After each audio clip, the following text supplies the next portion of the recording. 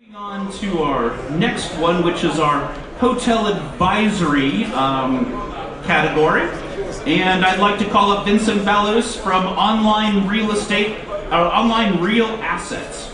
And we have three nominees, and these are other professionals, JLO, and NH Hotels. No, that's good. That's good. I just was just checking. That's fine. I won't check them all. I just wanted to check that one. And the winner is Hotel Professionals. Hotel Professionals. Welcome. Congratulations. Ladies and gentlemen on the jury, on behalf of Hotel Professionals, we greatly appreciate the honor of winning this award. Thank you. Congratulations, and thank you very much. Thank you.